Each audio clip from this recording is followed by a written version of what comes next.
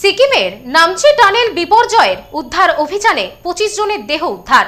অভিযান শেষ, জানালো সিকিম প্রশাসন।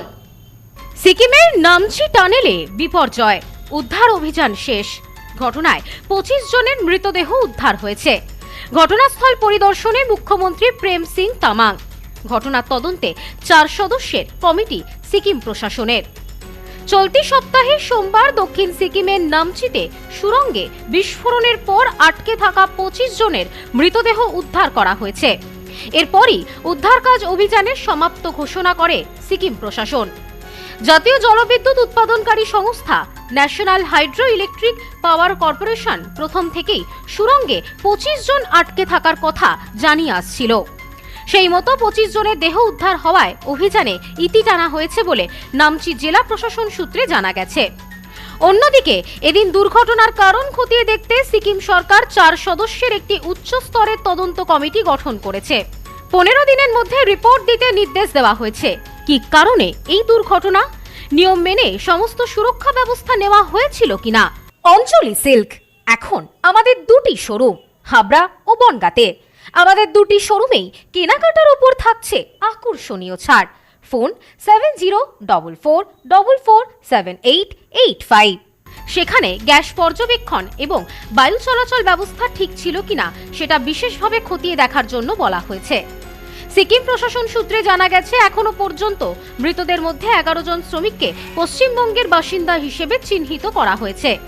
এর মধ্যে 7 জনের দেহ ময়নাতদন্তের পর এ রাজ্যে নিয়ে আসা হয়েছে। বাকি 4টি দেহ ময়নাতদন্তের পর নিয়ে আসা হবে বলে জানা গিয়েছে।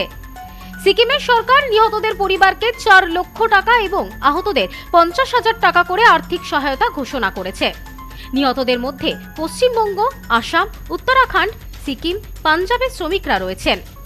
এই মর্মান্তিক দুর্ঘটনায় শোকের ছায়া নেমে এসেছে একাধিক রাজ্যে।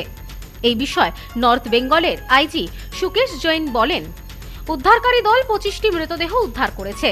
এর মধ্যে 11 জন পশ্চিমবঙ্গের বাসিন্দা এবং সকলের পরিচয় শনাক্ত করা হয়েছে। 7 জনের ময়নাতদন্ত সম্পন্ন হওয়ার পর তাদের মরদেহ পরিবারের হাতে তুলে দেওয়া হয়েছে।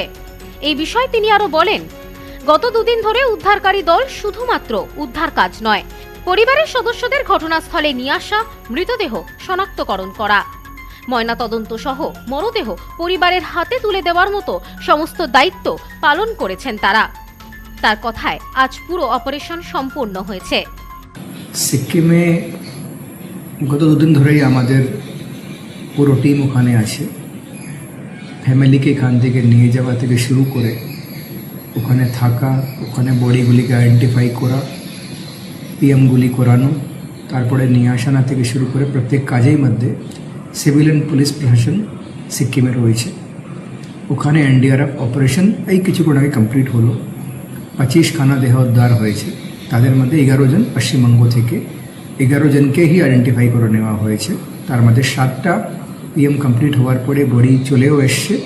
4টার ফর্মালিটি ওখানে চলছে। আশা করি ওটাও অতি শীঘ্র এখানে চলে আসবে। এছাড়াও এদিন দুর্ঘটনাস্থল পরিদর্শন করেন সিকিমের মুখ্যমন্ত্রী প্রেম সিং তামাং। তিনি উদ্ধার কাজের অগ্রগতি পর্যালোচনা করেন এবং সংশ্লিষ্ট আধিকারিকদের সঙ্গে বৈঠক করে দ্রুত তদন্ত শেষ করার নির্দেশ দেন। Bureau report, news no man's land, Sikkim.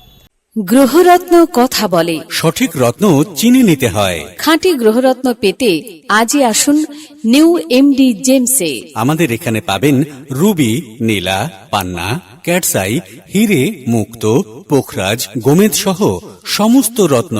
এছাড়াও মুক্ত ও ক্রিস্টালের হার, ব্রেসলেট, ডায়মন্ডের নোজপিন আমাদের কাছেই সব থেকে কম দামে পাবেন। পাবেন বিভিন্ন ধরনের রুদ্রাক্ষ।